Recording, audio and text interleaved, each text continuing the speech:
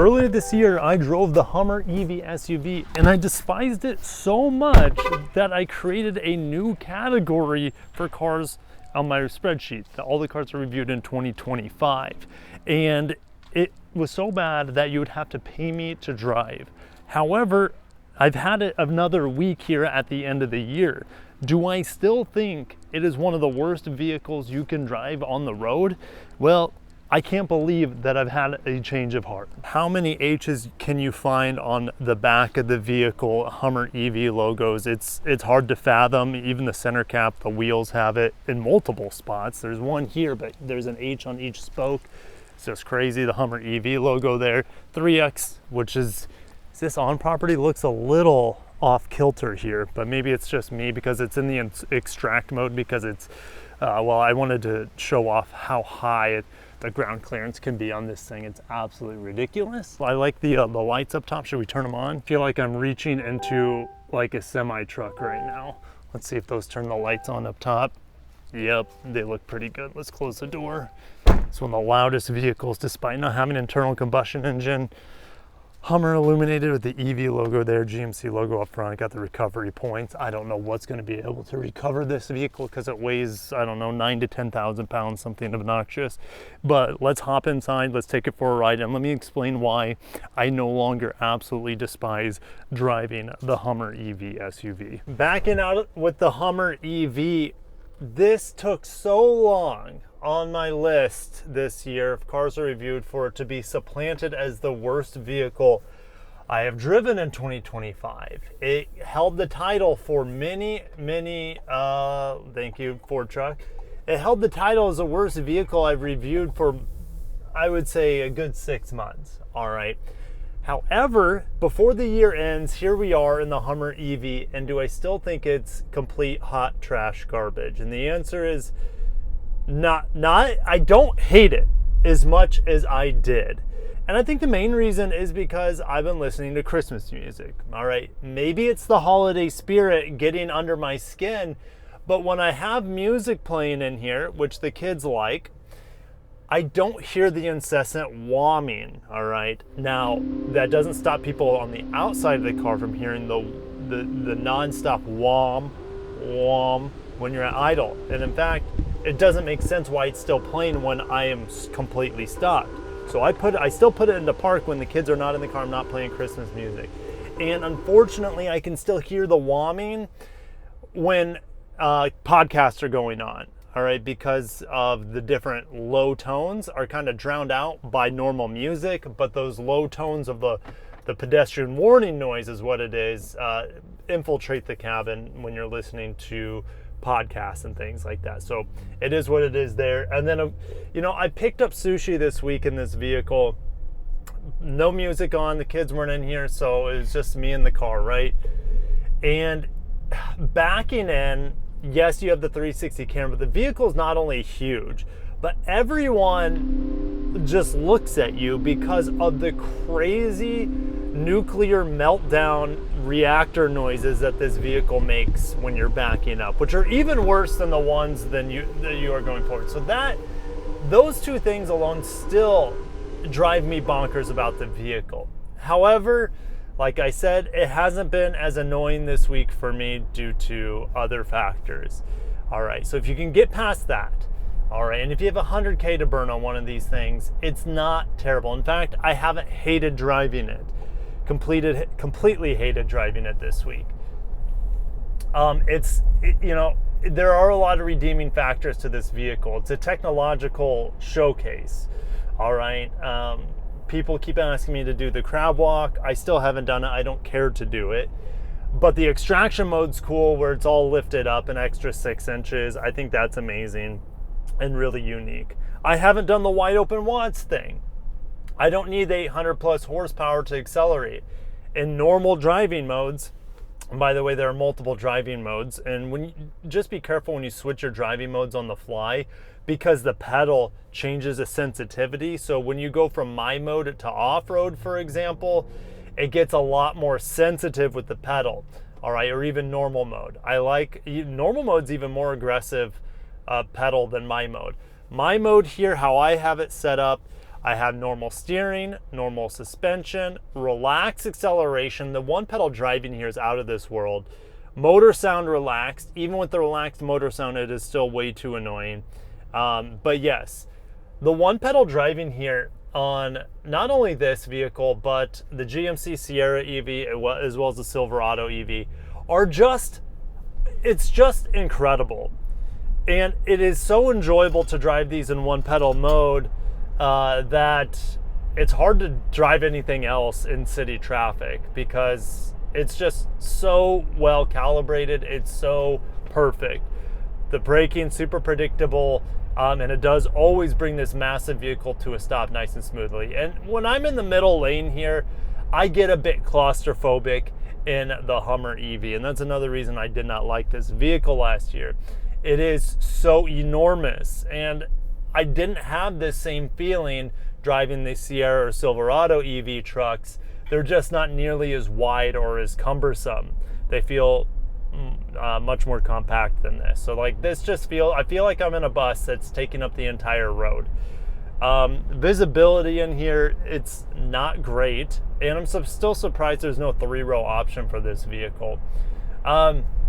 Roof's removable. I haven't removed it this week, haven't needed to. Maybe I said I was going to pick up the kids with the roof off, but this vehicle's got to go back today. It does get quite loud over 60 miles an hour. So this is not something, even though it has decent range due to the massive battery packs in here, it's still not going to be a good vehicle on the highway, all right? Because once you get past 60, well, you're gonna have to be yelling. I feel like I'm speaking actually a little bit louder than normal. Now, it's not really annoying wind buffeting. I'm not getting any leaky noises or whistling in the interior. I think it might actually be quieter than a Bronco or a Jeep, for example. So in that regard, it's pretty well sealed off. One minor gripe is that I have auto windows down all the way around, but not auto windows up. Riddle me that one. Another fun thing here is I have triple windshield wipers because the windshield's so short. You need 3 of them to span the width of it. Let's see here. I have no head-up display, but I just realized that because I like where the screen is. It gives me the information I want. This week I'm getting about 2.1 miles per kilowatt hour driving in town. I don't have Android Auto or Apple CarPlay. That's an instant deal breaker for a lot of people. The volume knob's in a great spot. This does have switches here for climate control, and it's pretty good overall, but when you want to do your heated and ventilated seats, it's a multi-step process here. You kind of have to play piano keys and use multiple fingers to do it properly. Never mind, don't get your mind out of the gutter. So we also, if you want to use a heated steering wheel though, you just press one button. So wait, reduce speed for requested shift. I've never seen that before. I have never seen that warning. Reduce speed for requested shift. If you guys know what that is, let me know. But yeah, you kind of have to piano key this to turn it off. So I need to get over. And speaking of like this thing, it's actually pretty easy to navigate in traffic. Like I said, the one pedal driving goes a long ways, but having like a high center of view, even though I do have blind spots in here, but I sit up high, I have a good huge command of the road in something this huge. All right, so people are gonna let you merge in. All right, it's almost like G-Wagon status in terms of being able to just manipulate traffic the way you want. And I've never driven a G-Wagon, but I see how people drive G-Wagons and they get where they want to go due to the clout. All right, now here's at a stop again, the wom, the slow, it just drives me crazy. Even like, I already mentioned just the amount of Hummer EV. I just noticed like Jeep, there's a little Hummer vehicle in the corner of the windshield, but there is just non-stop Hummer logos on the interior as well as the exterior. Steering wheel, floor mats, bottom of the steering wheel, door panels, the trim on the dash here. Like, it's just crazy. And I do like having a digital rear mirror because the visibility out the back is pretty diminished due to the rear tire. So that's a nice feature. All right, shall we accelerate? And I'm not gonna do this thing can do 0 to 60 in 3.5 seconds. I've done it before, but your nose goes straight up. It feels almost like you're doing a wheelie in this Hummer, all right, because the suspension is on the softer end. Now, speaking of suspension, the ride quality in here is amazing. Now, part of it is these massive wheels and tires, that helps, but like I don't get any road noise, which is typically something you would see with all-terrain tires.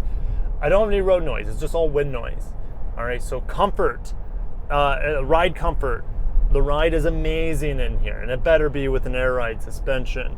The armrests, super soft and cushy. Now, I shouldn't say, like, the material's a bit rough because it's kind of like this waterproof vinyl that is on the top of the doors, but it's also soft touch on the doors. So if you want to roll down the window, put your arm outside, your elbow has a soft place to rest here, as well as the armrest down here. So I like the soft touch materials in here. I like how rugged they are. It looks pretty good. Now, this is a bit plastic fantastic, and another Hummer icon there, but it's very functional overall, I would say. All right, with the piano key, climate control, volume knob, the shifter's in a good spot, the rotary dial here for the modes, as well as ride height control, crab walk, all that stuff is right here. It's pretty great. I also have underfloor storage down here, name tag for car line, huge console space here. Oh, I forgot Hummer EV also right behind me with this plastic piece in the seat. Would actually somehow hurt my daughter yesterday. I don't know what she did to hurt herself, maybe nailed her elbow on it, but it's a really hard plastic piece on what would otherwise be a very comfortable door. I also have Super Cruise. I mean, I've been driving this in town exclusively, so no need for that, but I believe it comes standard. Now, AC does work well in here. I have this huge vent on each side. This column vent looks a bit cheesy, but it's very functional. Tons of air comes out of it. But the vent only takes up a portion of this huge fake vent. Like, I would say it stops here, and the top 2 inches is fake vent. So it's just kind of funny. But down here, these vents are a little bit too low for adequate cooling, and probably in the heat of summer. But the AC overall, globally, inside this interior cools it really, really nicely. Wireless charger, I have more USBs next to it, and I think that's the Hummer EV in a nutshell. All right, so let me know what you guys think about the Hummer EV. I'm not going to reevaluate it on the spreadsheet. I'm not going to go back to the office. I'll put it on the screen. Is it a pay me to drive? And the answer is no. If you can get past the massive size, if you can get past, or if you enjoy the massive size, and if you enjoy the, like, this thing is an eyeball magnet for other people, if you enjoy that, then this vehicle is for you. If you are an over-the-top person that likes some of the best one-pedal driving on the market with great acceleration, great ride quality, with unique looks, this vehicle is for you. If you cannot stand the gaudiness of this vehicle, nor can you stand the artificial noises that it makes all the time, even when you try to reduce the noise, then this vehicle is not for you. This vehicle is definitely not for me. But I don't hate driving it like I did a year ago when I reviewed it back in January.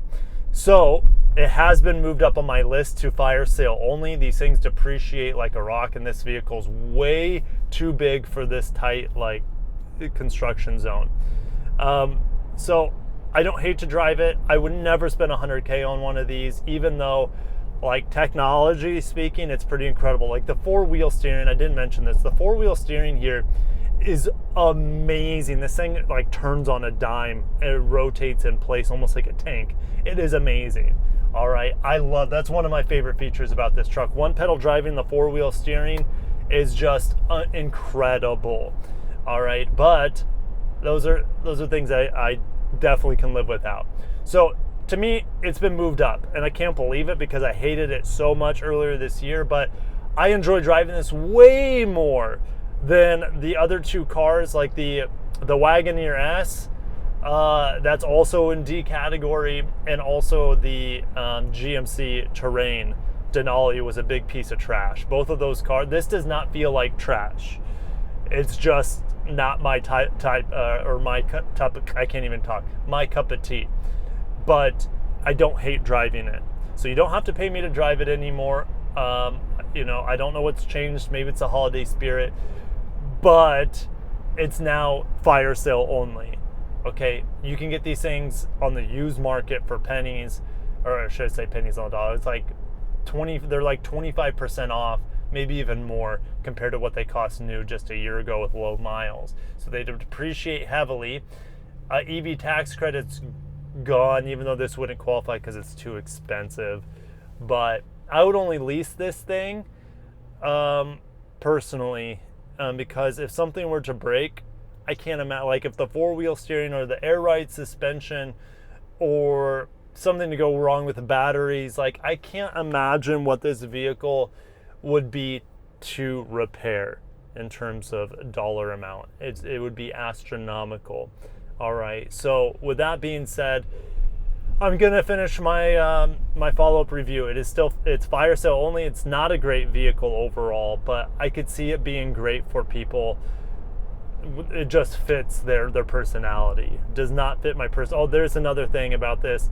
It has a boomy rear suspension. Like it feels like something, or sounds like something's loose back there, and that's a bit concerning. So, and there's only 3,264 miles on this review sample. Put me in a Sierra, or not a Sierra, I actually preferred the Silverado EV. I'd much rather have a Silverado EV than this, and it costs a lot less. And the midgate's amazing on that. So, and it's not nearly as like showboaty. But thank you guys for watching. Stay tuned for more. And yeah, signing out from the Hummer 3X, the tri-motor EV SUV. Peace out. You see that old 240? Well, I don't know what that was. It almost looked like a 240SX, but modified or something. It looked terrible, but it looked cool at the same time.